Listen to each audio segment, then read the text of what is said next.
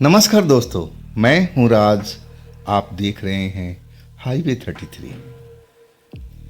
ये जो कहानी चल रही है ना, मैडम और आशीष जी की, आज उसका 17वां भाग है, पार्ट 17। आपने 16 भाग में आपने सुना देखा तो उनके साथ में क्या क्या हुआ, और वो जो खजाना पाना चाहते थे वो मिल चुका था। वो खजाना एक आत्मा के रूप में था, एक कंगन था, और उसके लिए अंग्रेज मैम 2 बार इंडिया आ चुकी थी, लेकिन मैडम के बिना सहयोग से वो नहीं पा सकती थी। तभी तो मैडम का उसने सहारा लिया था। खैर, अब हम लोग अपने अपने फार्म हाउस पर आ चुके थे। थके हुए थे, सब आराम कर रहे थे। मैडम जी और अंग्रेजन मैडम वो अपने कमरे में, अब मेरा तो वही कमरा था।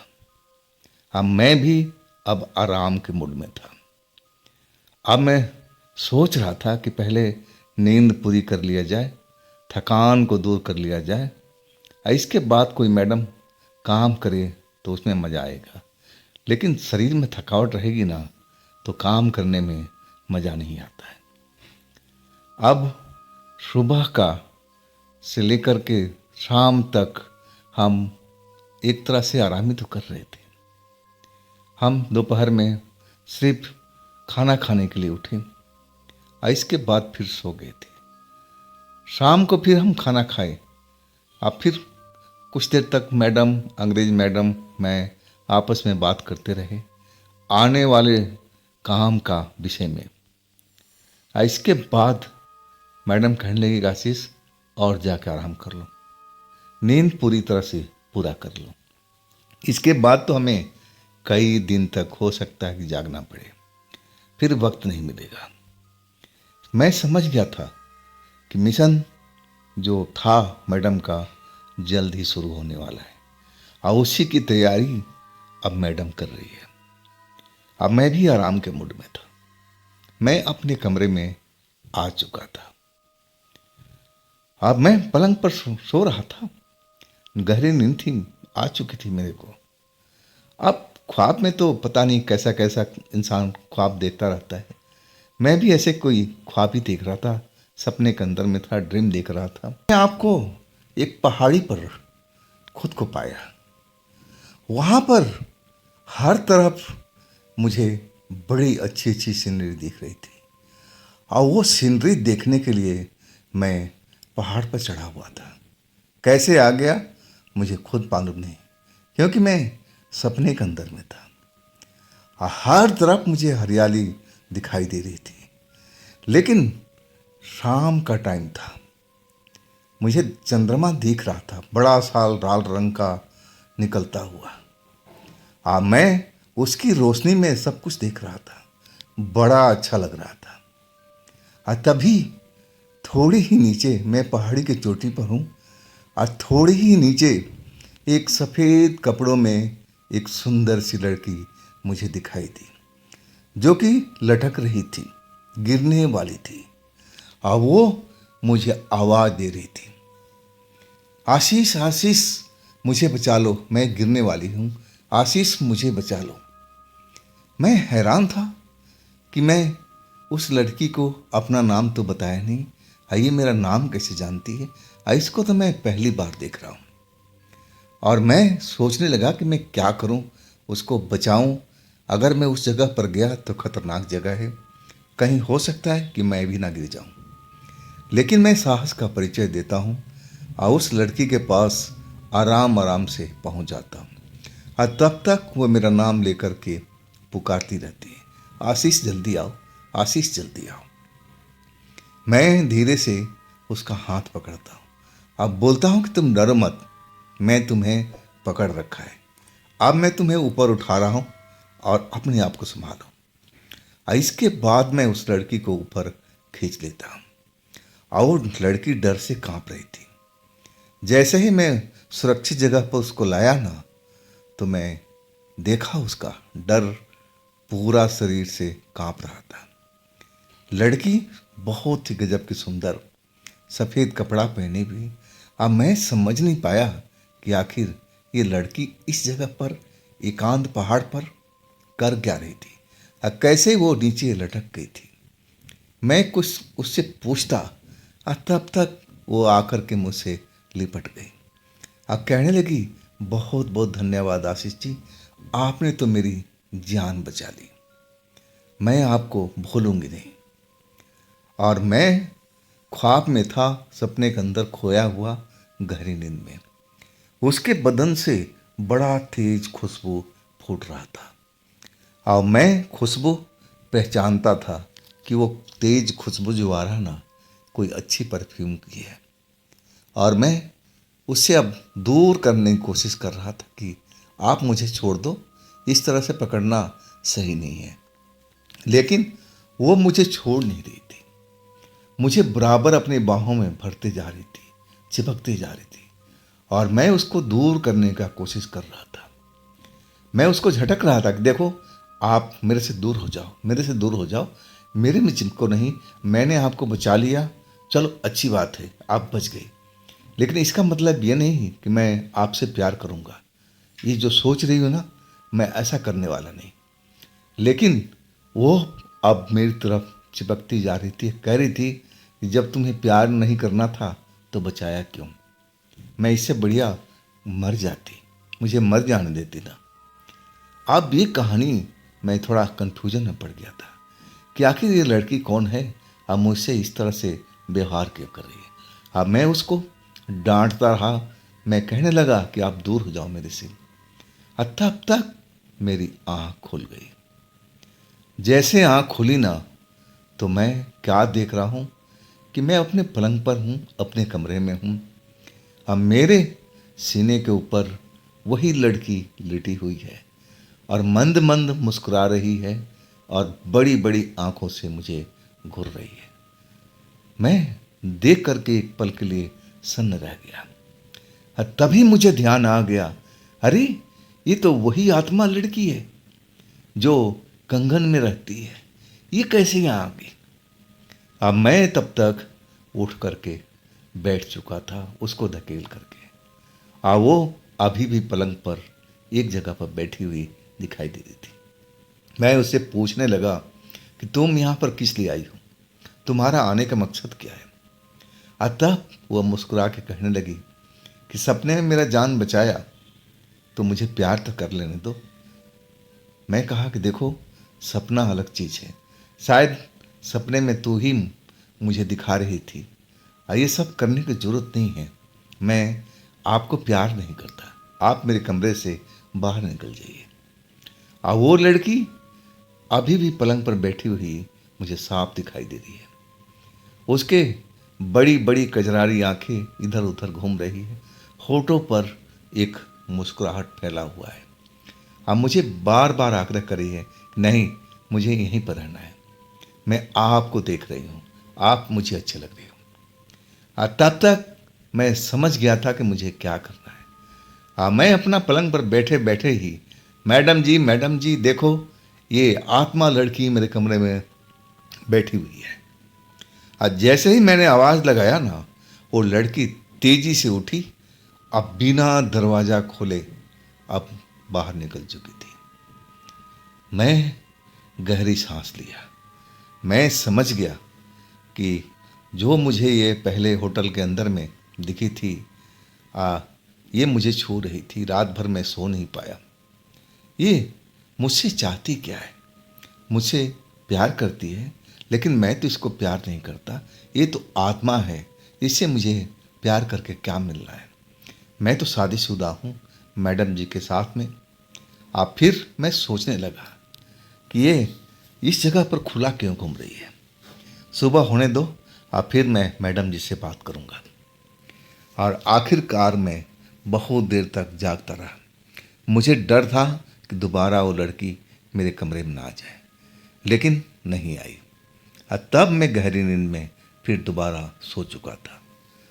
सुबह मैडम ही मुझे जगा रही थी कि आप कितना देर सोओगे, 8 बज चुका है आशीष, आओ, नाश्ता मैं तैयार कर चुकी हूँ। मैं खुद हैरान था कि आज मैडम जी ने क्या बना दिया भाई। और मैं जल्दी से अब बाथरूम की तरफ भागा। फ्रेश होकर के जब पहुंचा ना किचन में, तो क्या देख रहा हूँ कि अंग्रेजन मैम और मेरी मैम दोनों मिलकर के किचन संभाल रखी है। कुछ अलग चीज़ बन रहा था नाश्ते में। मैं वो चीज़ पहली बार देख रहा था। शायद विदेशी डिश होगा। अब थी फिर मेरी मैडम कहने लगी, आशीष बैठ जाओ, अब हम तैयार कर लिए हैं, लेके आ रहे हैं। मैं बैठ गया था, इंतज़ार करने लगा। थोड़ी देर में नाश्ता आ चुका था। नाश्ता करने के बाद स्वादिष्ट तो लगा, मुझे अच्छा भी लगा।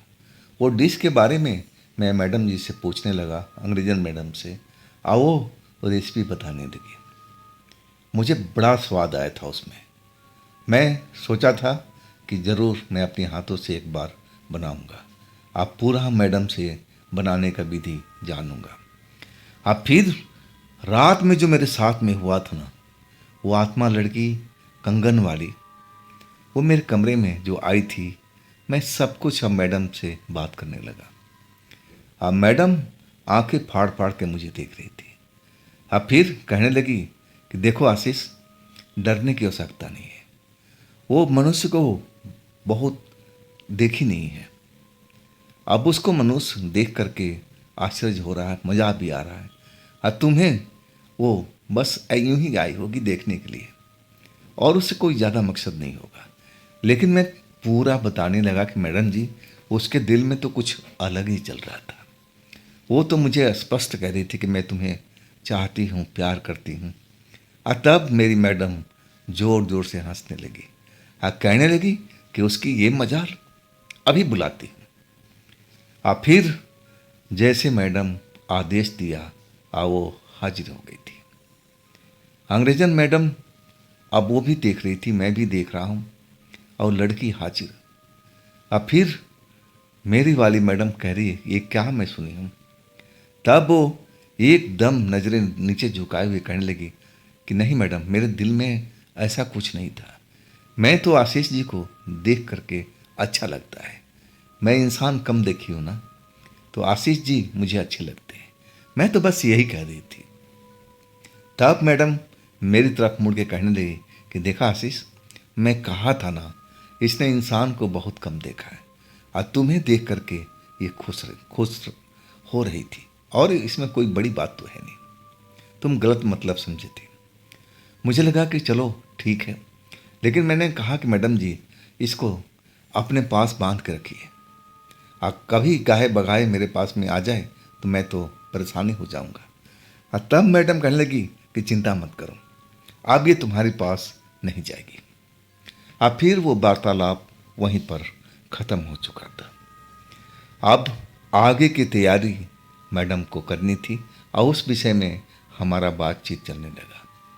कई जगह पर मुझे टोकना पड़ा मैडम को कि मैडम, ये कैसे संभव है। मैं गाड़ी तो चलाता नहीं, आपने एक दो बार ज़रूर सिखाया है, लेकिन मैं अच्छी तरह से ड्राइव तो करने नहीं कर पाऊंगा ना। मैडम कहने लगी कि तुम्हारे पास टाइम है, अभी 3-4 दिन का टाइम है, और तब तक तुम प्रैक्टिस कर सकते हो ना। इतना तो गाड़ी चलाना आ गया है ना, क्लच ब्रेक स्टीयरिंग संभाल तो सकते हो ना। मैंने बोला हाँ मैडम, इतना तो आ चुका है, लेकिन मैं जैसे आप चलाती हो फराटे से भरती हुई गाड़ी तेज़ दौड़ाना, वो मुझे संभव नहीं है अभी, मुझे उसमें टाइम लगेगा। लेकिन मैडम कहने लगी देखो, मेरे पास ज़्यादा वक्त नहीं है। अब मैं चाह रही हूँ कि 4-5 दिन के अंदर में तुम गाड़ी चलाना अच्छी तरह से सीख लो, क्योंकि जब तक गाड़ी नहीं चलाओगे हमारा मकसद पूरा नहीं हो पाएगा, जिस मकसद के लिए मैं तुम्हें ट्रेन करना चाह रही हूँ। मैं समझ गया। कहने लगा कि ठीक है मैडम, मैं आज से ही प्रैक्टिस दोबारा से शुरू कर देता हूँ। फिर मैडम कहने लगी कि आप मैडम को अपने साथ में रखो, ये आपको बताएगी अगर कोई कमी बेसी होगा। मैंने बोला नहीं नहीं, मुझे अकेले में चलाने में बड़ा अच्छा लगता है। आज मैं जो अकेले में चलाऊंगा ना, मुझे सीखने में, चलाने में, बैलेंस करने में अच्छा लगेगा। अब मैं 2 लोग होऊंगा ना, तो मैं थोड़ा सा डर जाता हूँ। फिर मैडम मुस्कुरा दी और कहने लगी जैसी तुम्हारी मर्जी। मैं अब समझ गया था कि मुझे क्या करना था। मैडम जो पूरा स्ट्रक्चर बना रही थी ना, मैं उसमें एक जगह पर ज़रूर फिट था, और वो जगह बहुत ही महत्वपूर्ण थी। उसके बगैर उस मंजिल को पाया नहीं जा सकता था। इसके लिए मुझे गाड़ी ड्राइव ज़रूर करना था। अब फिर मैं जी जान से मैडम की कार लेकर के, अब इतनी खुली जगह थी वहाँ पर कि मैं ड्राइव कर सकूं, गोल गोल गाड़ी घुमाता रहा। अब फिर शाम के वक्त मैं मेन रोड पर, एक तरह से जो फार्म हाउस से मेन रोड पर सड़क जा रही थी, उस पर मैं चलाना शुरू कर दिया। अब मुझे अब लग रहा था दिल में, एक दिन के पूरी ड्राइव के बाद में मुझे अब लगने लगा था कि मैं भी ड्राइवर हूँ। अब मुझे कार संभालने आ चुका है, और एक दो दिन और मैं मेन रोड पे चलाऊंगा ना, तो हाथ पूरी तरह से साफ हो जाएगा। इसके बाद डरते हुए मैं मेन रोड पर आ चुका था। अब मैं पहली बार मेन रोड पर अकेले गाड़ी लेके आया था। शरीर में डर तो लग रहा था, लेकिन मैं समझ गया था कि डर को निकालना पड़ेगा, और तभी मैं सक्सेस हो पाऊंगा। और वही किया। डर को मैं अलग निकाल कर रख दिया, और सड़क पर अपनी मर्जी से पहले धीरे धीरे, फिर थोड़ा सा स्पीड, फिर थोड़ा सा स्पीड। अब तो मैं फर्राटे के साथ गाड़ी को दौड़ा रहा था, और वो जो लेन था, लेन में मैं बिल्कुल सही चल रहा था। गाड़ियों को मैं ओवरटेक करता हुआ आगे निकलता जा रहा था। जब मैं वापसी लौटा ना, तो मुझे बहुत ज़्यादा अपने ऊपर में विश्वास हो चुका था कि मैं एक दिन एक रात में पूरा ड्राइवर बन चुका हूँ। अब मैं मैडम जी को जाके बताऊंगा। वही किया। मैं जब फार्म हाउस में आया ना, तो मैडम अपने कमरे में थी, अंग्रेजन मैडम भी थी, दोनों में बातचीत चल रहा था। वो अंग्रेजन मैडम को कुछ समझा रही थी, और तब तक मैं पहुंच गया, कार का चाबी हिलाते हुए, उंगली में छल्ला घुमाते हुए। और मुझे जब मेरी मैडम ने देखा तो मुस्कुरा पड़ी कि ड्राइवर साहब आ गए, सीख ली गाड़ी। मैंने बोला कि यस मैम, अभी आपको जहाँ चलना है मेरे साथ में चलिए, आप लोग पीछे बैठेंगी और मैं ड्राइव करूँगा। अब मैडम मेरा कॉन्फिडेंस देख करके हैरान रह गई थी। कहने लगी, वाह आशीष, तुमने तो कमाल ही कर दिया। चलो कोई बात नहीं, हम भी ट्राई करेंगे, तुम कितना बढ़िया ड्राइवर बने हो, लेकिन अभी एक दो दिन और प्रैक्टिस करो, अब मैं चाहती हूँ कि इसमें परफेक्ट हो जाओ। मैंने बोला, जी मैडम, मैं ऐसा ही करूँगा। अब और कोई प्रोग्राम तो था नहीं, बस खाने का टाइम हो चुका था। इसके बाद मैं अपने कमरे में आ गया था। अब फिर मैं करीब आधा पौना घंटा बेड पर लेटा ही था कि मैडम की आवाज़ आने लगी, आशीष आशीष। मैं हड़बड़ा के उठा कि रात करीब 10 बज रहा है, अब मैडम को क्या चाहिए। मैं उठा और गलियारे में आया। मैडम और अंग्रेजन मैडम बिल्कुल तैयार खड़ी थी, और ऐसी ऐसी उनको मैंने कभी देखा नहीं था। मैडम को मैं साड़ी में पहली बार देख रहा था, और वो अंग्रेजन मैडम तो गजब की लग रही थी। गोरा जिस्म भारतीय साड़ी में निखर सा गया था, और वही हाल मेरी वाली मैडम का था। दोनों लोग साड़ी में बेहद खूबसूरत लग रहे थे। अब मैं उनको साड़ी में देख करके एकदम हैरान ही रह गया। मैं समझ नहीं पाया कि ये लोग साड़ी का इस्तेमाल क्यों कर रहे हैं।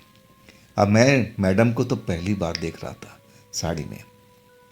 अब फिर कहने लगे कि आशीष सुनो, हम थोड़ा जा रहे हैं बाहर में, और हो सकता है कि थोड़ा लेट भी हो जाए, रात का 2 भी बज जाए, 3 भी बज जाए। अब तुम अब पूरा फार्म हाउस में अकेले हो, और संभाल लो, और हो सकता है कि सुबह भी हो जाए, 7 भी बज जाए, तो तुम घबराना नहीं। हम एक फ्रेंड के घर में जा रहे हैं, और वहाँ पर थोड़ा सा एंजॉय करेंगे। आप समझ लो कि बस इस मैडम का दिल नहीं लग रहा है यहाँ पर। ये कह रही कि मुझे कहीं बाहर घुमाओ, ले चलो, तो मैं जा रहा हूँ ले करके। अपने एक फ्रेंड लड़की है, और उसका मैडम ने नाम भी बताया। अब फिर कहने लगे कि मैं कोशिश करूंगी जितना जल्दी आने की, लेकिन हो सकता है कि लेट भी हो जाए। तो मैं चलूं? मैं साड़ी में देख करके अंदर तक हिल चुका था। सबसे खूबसूरत तो मेरी वाली मैडम लग रही थी। वो काली साड़ी गजब का लग रहा था, रूप निखर चुका था। मैं तो अंदर से एकदम ऐसा लगा कि मैडम को बाहों में भर लो, लेकिन अंग्रेजन मैडम थी वहाँ पर। इसलिए मैं अपना दिल ज़्यादा उछलने नहीं दिया। दिल को शांत कराया कि बेटा शांत हो जाए, ये उचित वक्त नहीं है। अब फिर मैडम अब चाबी लेकर के कार की तरफ बढ़ गई। मैं भी पीछे पीछे आया। कार में बैठने के बाद मैं जाके दरवाज़ा खोला ताकि मैडम कार से उतरे नहीं। इसके बाद वो लोग निकल चुके थे। मैं गेट पर खड़ा काफ़ी देर तक अब उनको जाता देख रहा था। लाल बत्ती टेल लाइट जब तक मुझे दिखती रही, मैं बाहर देखता रहा। इसके बाद जब दिखाई देना बंद हो गया ना, तब मैं दरवाज़ा बंद किया और मैं अपने फार्म हाउस में अंदर आ चुका था। लेकिन जब अंदर आया ना, तो मुझे एक शोर सा सुनाई पड़ा और वो आवाज़ अंदर के कमरों से आ रही थी। वो शोर कैसा था मैं समझ नहीं पाया था। और मैं तेज कदमों से चलता हुआ जब अंदर आया ना, तो जैसे कोई चीख रहा हो। धीरे धीरे की धीमे धीमे सी आवाज़ आ रही है। अब कौन हो सकता है, मैं जानने की कोशिश करने लगा ये चीख है किसकी। आज जब मैं बड़े ध्यान से सुनने की कोशिश किया ना, तो मुझे लगा कि कोई चीख रही है, लड़की है। आप किस कमरे से आवाज़ आ रही थी, मैं बार बार अब सुनने लगा था। कभी अपने कमरे में जाता, कभी मैडम में, कभी और कोई कमरे में, लेकिन समझ नहीं पा रहा था वो चीख कहाँ से आ रही है। मैं हर कमरा खोल के देख लिया, लेकिन कोई लड़की मुझे दिखाई नहीं थी। मामला समझ में नहीं आ रहा था कि आखिर चीख है किसकी और जगह कौन सी है। जब मैं मैडम के कमरे में आया ना, तो वो चीख अभी भी अब सुनाई पड़ रही थी।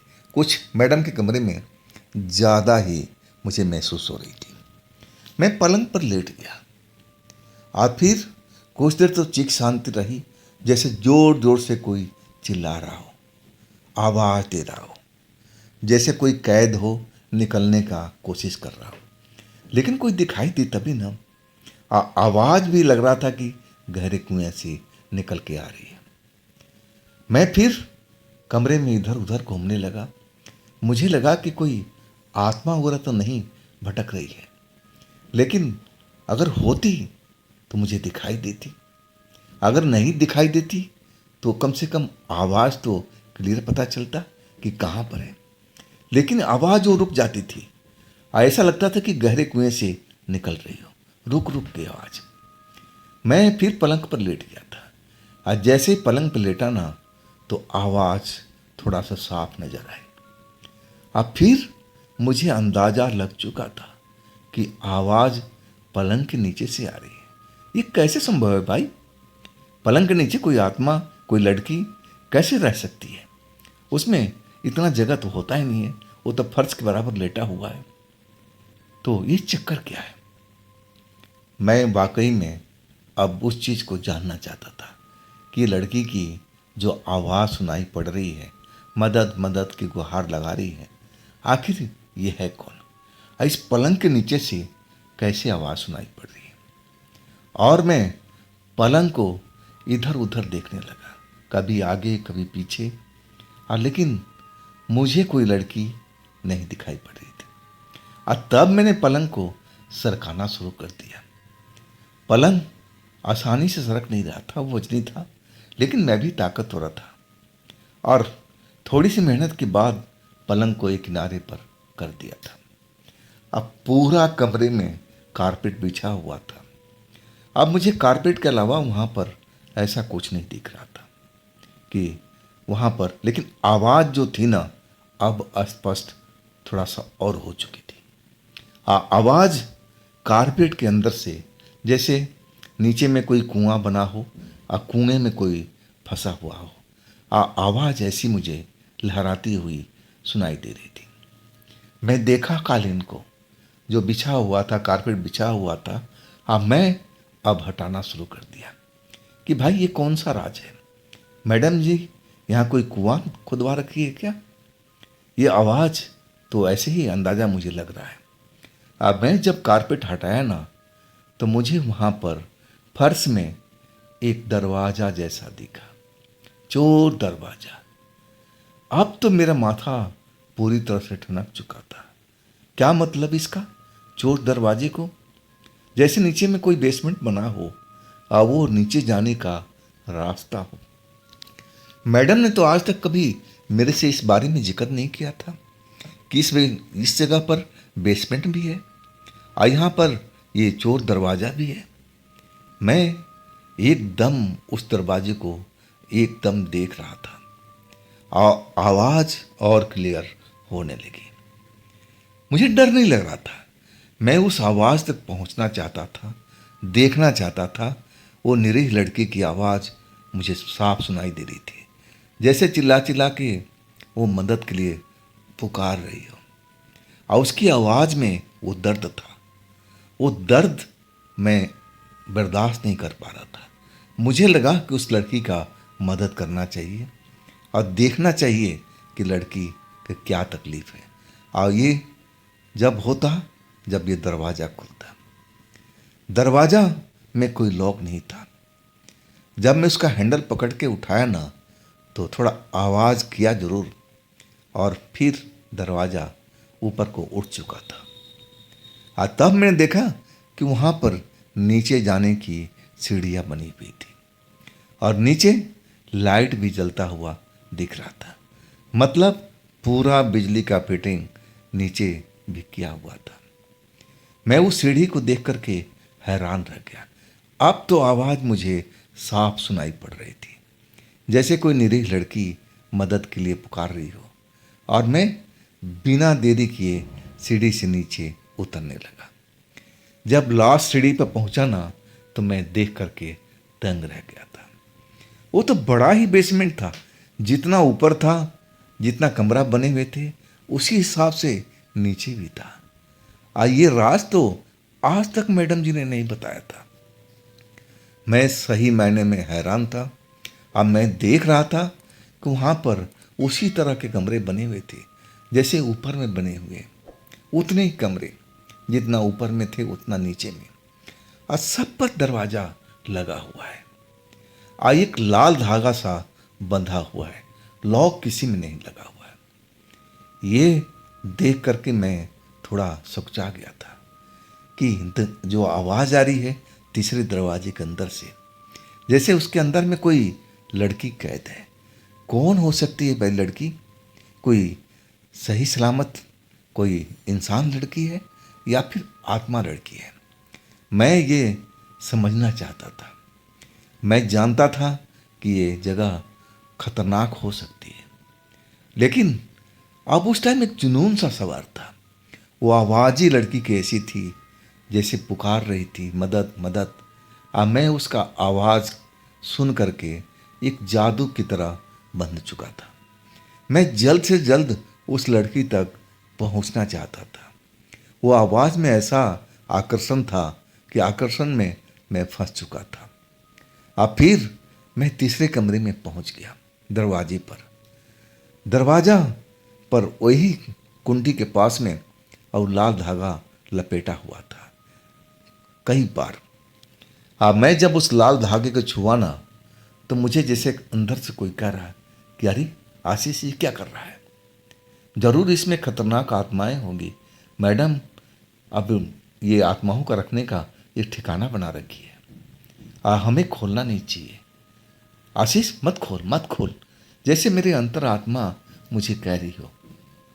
लेकिन शायद उस लड़की को अंदाज़ा लग चुका था कि मैं आ चुका हूँ उसको बचाने के लिए, और वो ज़ोर ज़ोर से मुझे आवाज़ लगाने देगी कि जल्दी खोलिए ना, जल्दी खोलिए ना। मैं अंदर घुट रही हूँ, भूखी हूँ, प्यासी हूँ, कई दिन से कुछ खाना नहीं खाया है, ना पानी पिया है, मैं मर जाऊँगी, मुझे आप बाहर निकाल दीजिए। मुझे खाने की ज़रूरत है, पानी की ज़रूरत है। अब फिर मुझसे बर्दाश्त नहीं हो पाया। उस लड़की की तड़प भरी आवाज़ मेरे कानों में गूंज रही थी। अब मैं उस आवाज़ के आकर्षण में पूरी तरह से फंस चुका था। अब कब उस धागे को मैं खोल दिया मुझे खुद भी पता नहीं। अब फिर दरवाज़ा धकेला ना तो मैं अंदर देख करके हिल चुका था। मैं देखा कि वहाँ पर तख्त लगा हुआ है और तख्त के नीचे एक लड़की बैठी हुई है और लड़की देखने में गजब की खूबसूरत, हाइट भी अच्छी खासी। अब बिल्कुल लाल कपड़ा पहन रखी है नीचे से ऊपर तक, चेहरा थोड़ा पीला पड़ा हुआ है। और जैसे ही वो मुझे देखी ना तो उठ करके खड़ा हो गई।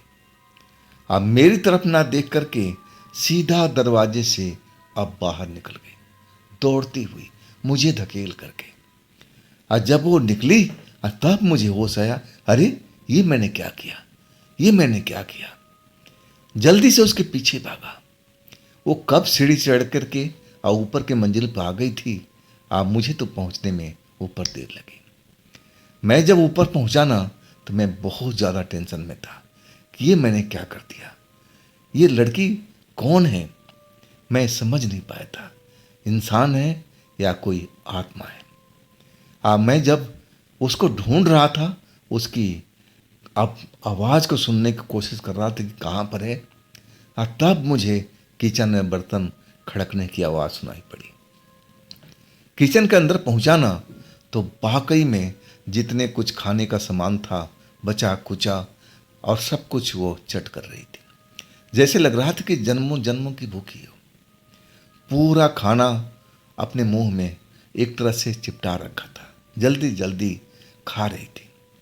अब उस जगह पर जो भी खाना बचा हुआ था सब कुछ खत्म हो गया था। और तब मैं उसको देखता रहा जब तक उसका हाथ रुक ना गया। अब फिर वो मेरी तरफ मुड़ करके देखी जैसे उसका पेट भर गया हो।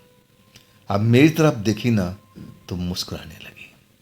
उसकी आंखों में एक अजब सा आकर्षण था और जैसे मुझे देख करके उसको बहुत बड़ी खुशी मिली हो। मैं समझ नहीं पाया, मेरी हालत कुछ सही नहीं थी उस टाइम में। मैं सोच रहा था कि मैं बहुत भारी गलती कर दिया।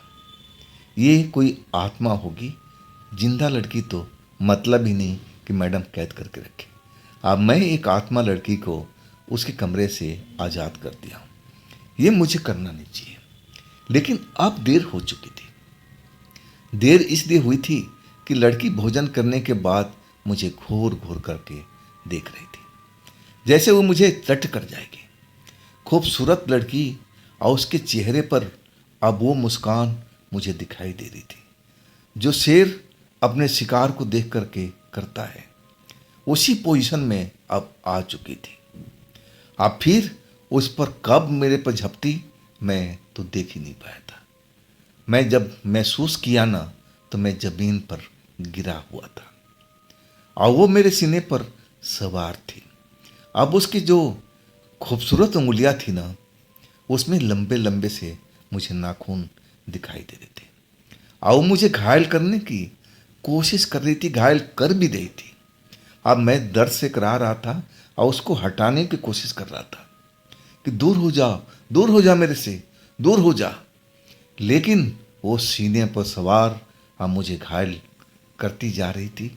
मैं दर्द से करा रहा था कि मुझे छोड़ दो, मैंने तुम्हें उस कमरे से निकाला हूँ, तो इतना तो उपकार कर दो, मुझे छोड़ दो। लेकिन उस पर तो मेरी आवाज़ का कोई असर ही नहीं हो रहा था। और तब तक मुझे लगा कि मैं बेहोशी में डूबता जा रहा हूँ। और तभी एक आवाज़ सुनाई पड़ी और वो आवाज़ थी मैडम जी का। और इसके बाद मेरी आंखें जैसे गहरे अंधेरे में डूबती चली गई हो। जब मुझे होश आया ना तो मैं मैडम के कमरे में था और मैडम का पलंग पर मैं देख रहा था कि मेरे सामने में मैडम खड़ी है और अंग्रेजन मैडम है। वो घूर रही है मुझे।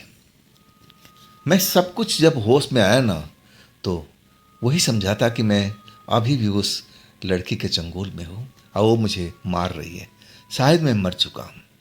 लेकिन जब मैं मैडम का शक्ल देखा ना, तब मुझे एहसास हुआ कि मैं अभी भी जिंदा हूँ।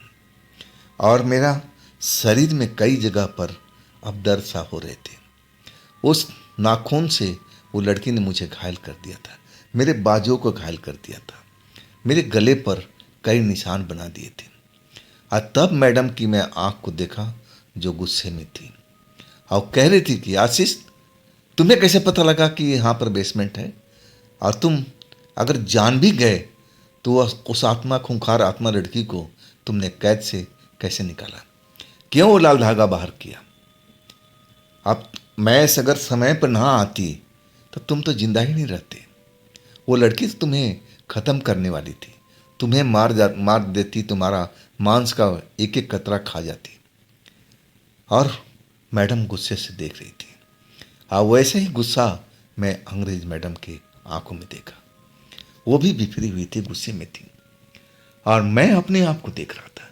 मैं देख रहा था मेरे बाजू पर एक जगह पर फर्स्ट एड किया हुआ है, पट्टी बंधी हुई है। मैं दूसरा बाजू देखा तो वहाँ पर फर्स्ट एड किया हुआ है। मतलब इस मसले को काफ़ी देर हो चुका है। अब फिर मैं देखने लगा तो पलंग सेम जगह पर आ चुकी थी, कारपेट पूरा बिछा हुआ था। इसका मतलब मैडम ने सब कुछ सेट कर दिया। अब फिर मैं मैडम की तरह देखने लगा। अब फिर कहने लगा धीरे धीरे, मैडम मुझसे गलती हो गई। ना जाने उस आवाज़ में कौन सा ऐसा आकर्षण था कि उस आवाज़ के आकर्षण में मैं फंस चुका था। वो आवाज़ मुझे कह रही थी कि कोई खतरे में है, कोई ऐसा है जो तकलीफ में है, उसको बाहर निकालो। अब फिर वो आवाज़ के माया जाल में मैं फंस चुका था। अब फिर मैं ढूंढता ढूंढता यहाँ पर आया, पलंग सरकाया। अब फिर मुझे सीढ़ी दिखाई पड़ी। अब मैं जब गेट पर खड़ा था तो मेरे अंतरात्मा कह रही थी मैडम कि ये खोलो मत, लेकिन उसके आवाज़ के जादू में मैं फंस चुका था। कब मैं खोला, अब फिर वो ऊपर की भाग गई थी। किचन में आने के बाद मैं देखा कि सारा बचा खुचा खाना खा रही है। और इसके बाद वो मेरे पर झपट पड़ी थी। अब फिर मुझे होश नहीं। मैडम, मुझसे बहुत बड़ी गलती हो गई। मैडम अभी भी गुस्से में थी और कहने लगी कि आशीष, मैंने आपको बताया था ना कि ये जगह जो है ये बहुत अच्छी जगह नहीं है जहाँ पर हम रहते हैं। यहाँ पर मैं कई बार आपको इशारे इशारे में समझाई हूँ। आप पूछा करते थे ना कि हमारे मम्मी पापा यहाँ पर क्यों नहीं रहेंगे। तब मैंने बताया था ना कि ये जगह अब अच्छे के लिए नहीं है, यहाँ रहना ठीक नहीं है। अब आपको समझ जाना चाहिए था। लेकिन आपने बहुत बड़ी गलती की आशीष। अगर हम सही टाइम पर नहीं आते तो तुम तो मर ही जाते ना। मैडम को गुस्सा भी था चेहरे पर और प्यार भी था। अब क्या करूं? बार बार मैडम से माफ़ी मांग रहा था कि मैडम जी माफ़ कर दीजिए, माफ़ कर दीजिए। इसके बाद मैडम ने मुझे माफ़ कर दिया था और चेताने लगी थी कि देखो, तुम्हारी चक्कर से खूंखार आत्मा अब आज़ाद हो चुकी है। अब कब तुम पर दोबारा अटैक करेगी, हो सकता है हम पर अटैक करें, इस मैडम पर भी अटैक करें, क्योंकि वो खुली हो चुकी है। मैं उसको काफ़ी सालों से कैद में रखा था और तुमने उसको 1 सेकंड में आज़ाद कर दिया। अब मामला थोड़ा सा संगीन हो चुका है। और फिर मैं कहने लगा कि मैडम, आप तो अब इस मामले का माहिर हैं, उसको भी दोबारा पकड़ लीजिए ना। तब मैडम मुस्कुरा कहने लगी कि आशीष, जितना तुम समझते हो ना आसान, उतना आसान है नहीं। और हम तो पहले ही परेशानी में फंसे हुए हैं। अब हमें इसका, आप जानते हो कितना बड़ा मेहनत करना पड़ेगा, फिर से हमें एक जाल बिछाना पड़ेगा। अब फिर मैडम मुझे समझाने लगी थी कि आशीष क्या क्या करना पड़ेगा। अब मैं कहने लगा कि मैडम, जो आप कहोगी मैं उस काम के लिए तैयार हूँ, लेकिन उस खूंखार आत्मा को आप जरूर पकड़िए। चाहे उसके लिए मेरी जान में चले जाए ना, तो मैं डरूंगा नहीं। मैडम कहने लगी ना ना, जान देने की बात मत करना। मैं चाहती हूँ कि बस तुम भी सकुशल रहो, और वो खूंखार आत्मा दोबारा से पकड़ में आ जाए। अब फिर मैडम जी प्लान बनाने लगी थी। हम तो दूसरे प्लान के अंदर में थे, लेकिन ये बीच में मेरे से बहुत बड़ी गलती हो चुकी थी। अब गलती का प्रायश्चित तो मुझे करना ही है, लेकिन अभी इस कंडीशन में नहीं था कि मैं उस काम में भाग लूँ। अभी मुझे कुछ आराम करना था। मैं तो देख रहा था ना कि मेरे दोनों हाथ में पट्टियाँ बंधी हुई है। अब मैडम भी कहने लगी, आशीष अब तुम्हें आराम की ज़रूरत है, मैंने ड्रेसिंग तो कर दिया है, अब कल हम लेके चलेंगे तुम्हें आप डॉक्टर के पास। आज जब तुम सही हो जाओ तब हम उस आत्मा को पकड़ने की तैयारी करेंगे। तुमने आशीष मेरा काम बढ़ा दिया है, मैं काम को कम करने की कोशिश कर रही थी। खैर छोड़ो, अब जो होना था हो चुका है। लेकिन आशीष एक चीज़ का गांठ बांध लेना, अब तुम्हें पता तो चल गया है किस जगह पर बेसमेंट में कई दरवाजे हैं, सब पर लाल धागा बंधा हुआ है। और जिस पर लाल धागा बंधने का मतलब कि उसके अंदर में शक्तिशाली आत्माएं कैद हैं।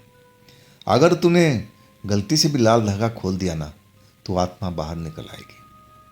अब मैं समझ गया था और कान पकड़ के कहने लगा, मैडम कभी भी मैं ऐसा गलती नहीं करूँगा, बेसमेंट में तो जाऊँगा ही नहीं। अब फिर मैडम मुस्कुरा पड़ी थी। अगले दिन हम डॉक्टर के पास पहुँचे, दवा ववा लेकर के। डॉक्टर बोला कि घबराने की जरूरत नहीं, जो जख्म है गहरा नहीं है। फिर दवा ववा दिया, इंजेक्शन लगाया और कहने लगा कि एक दिन में सही हो जाएगा। अब मैं समझ गया था कि इतना आसानी से तो भरने वाला नहीं है, लेकिन डॉक्टर मुझे तसल्ली ज़रूर दे रहा था। अब वाकई में अब हम 2 दिन में अपने आप को सही पा रहा था। वो जो जख्म था वाकई में ज़्यादा गहरा नहीं था। अब मेरी तो एक तरह से जान बच गई थी। ये तो मेरी सबसे बड़ी नादानी थी। मुझे ऐसा कोई काम करना ही नहीं चाहिए था बिना मैडम से पूछे हुए। खैर अब तीसरा दिन, वो जो आत्मा थी ना कहाँ पर थी, अब इसका पता मैडम लगा रही थी अपने साधना रूम में। और आखिरकार उनको पता चल चुका था कि वो नया ठिकाना उसने कहाँ बनाया है। फिर वो तैयारी हमारी शुरू हो चुकी थी। अब मैडम, मैं और अंग्रेजन मैडम बाजार गए। जो मैडम चाहिए सामान सब कुछ अब खरीद लिया था। वो मटन का बोरी भी कम से कम 15-20 किलो से कम तो होगा नहीं। अब उस आत्मा को पकड़ना है था तो लालच तो देना पड़ेगा। अब मैं इस काम को तो भली भांति अब समझ चुका था। आखिरकार तैयारी करके हमें उस जगह पर पहुंचना था, लेकिन अभी रात हुई नहीं थी, बस शाम ही हुआ था। रात को करीब 11 बजे हमें उस जगह पर जाना था। इसके बीच हम एक रेस्टोरेंट में थे जहां कार पार्क करके हम खाना पीना और थोड़ा देर आराम भी किए थे। इसके बाद जब रात का 11 बज गया ना, तब मैडम की कार फर्राटे भरने लगी थी। उस रेस्टोरेंट से मुश्किल से 10 मिनट की दूरी पर हम पहुंच चुके थे। वो एक खंडहर था और रोड के किनारे ही बना हुआ था। कभी किसी जमाने में कोई गोदाम होगा या फिर कुछ बड़ा सा जगह होगी, लेकिन वो खंडहर में तब्दील हो चुका था। अब मैडम ने कार रोक दिया तो मैं समझ चुका था कि ये वही जगह है। फिर कहने लगी, आशीष डिक्की से सारा सामान निकालो। फिर उन्होंने टॉर्च वगैरह जला दिया था। एक पगडंडी जा रही थी खंडहर की तरफ में। अब मैडम आगे आगे और हम सारा सामान उठा करके, अब बाकी सामान अंग्रेजन मैडम ने अपने हाथ में टांग रखी थी। हम उस जगह पहुंच गए खंडहर के पास में। अब वहाँ पर तो जंगली पेड़ पौधे उगे हुए थे, कुछ लंबे भी थे कुछ छोटे भी थे। हमें एक ऐसी जगह चाहिए थी जहाँ पर बिल्कुल समतल हो, जहाँ पर हम पूजा का सामान रख सकें, और वो जगह मिल नहीं पा रही थी। आखिरकार हम तीनों अलग अलग ढूंढने लगे थे। तब अंग्रेजन मैडम को वो जगह मिल चुकी थी।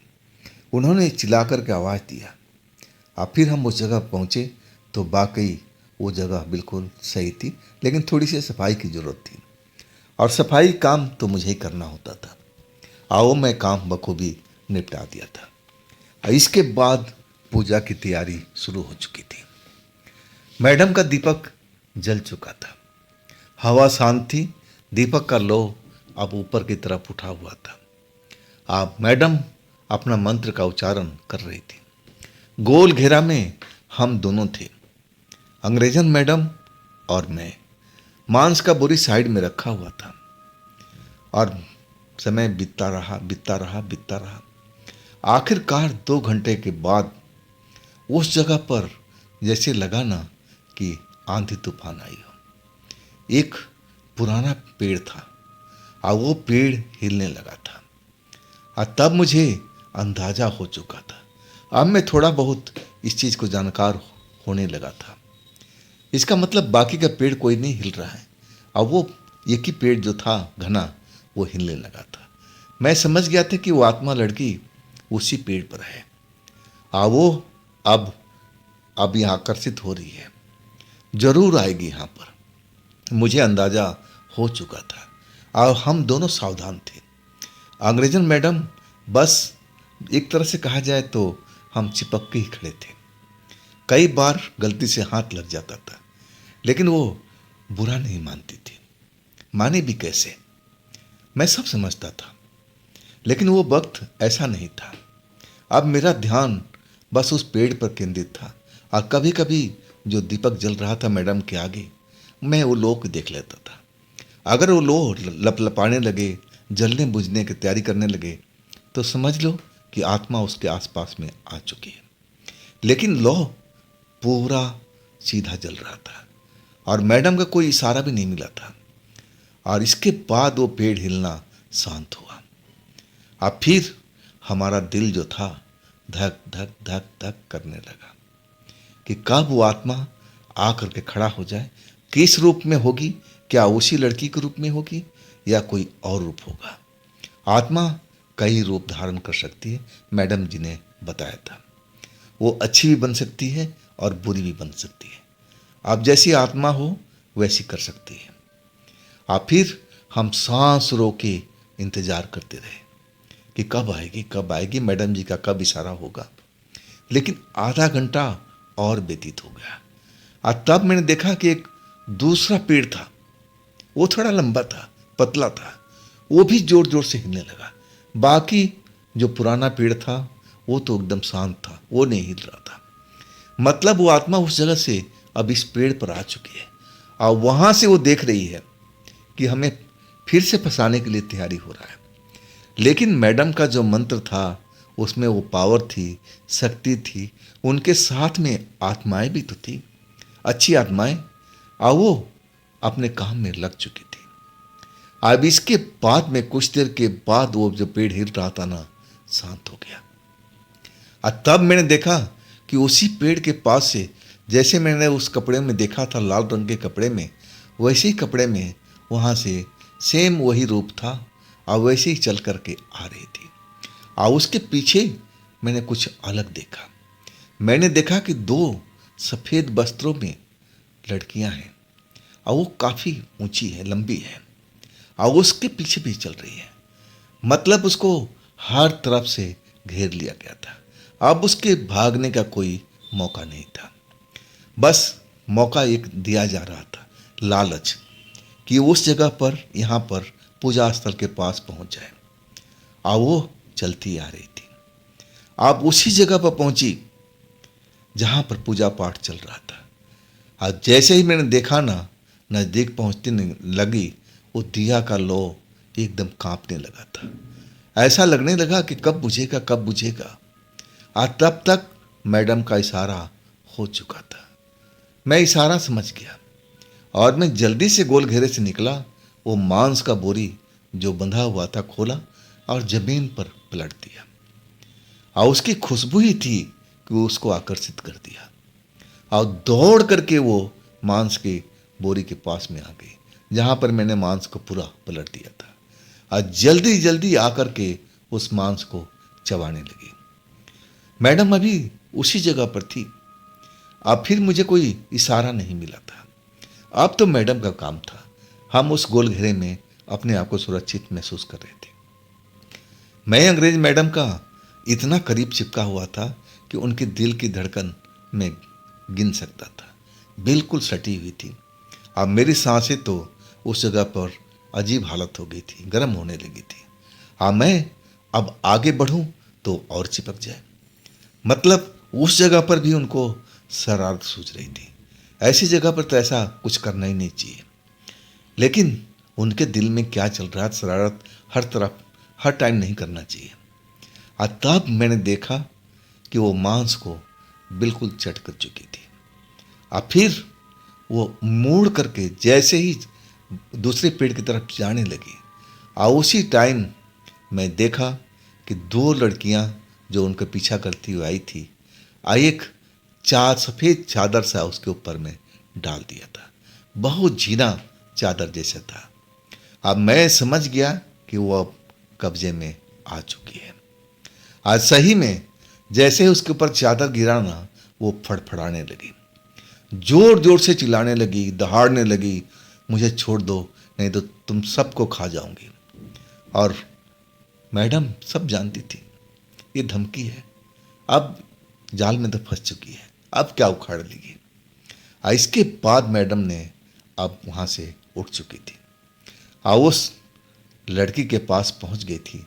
वो आत्मा अब मैडम जी को बहुत भला बुरा कर रही थी, धमकी पर धमकी कि फिर मैं कभी आज़ाद होंगी ना तो पहले तेरा ही काम समाप्त करूंगी, तुझे ही खा करके मेरा पेट भरेगा। वो दिन का तू इंतज़ार कर, और वो दिन जल्दी आएगा। कब तक तू मुझे फिर से बंधन में रखेगी। वो अनाप शनाप मैडम जी को बोल रही थी।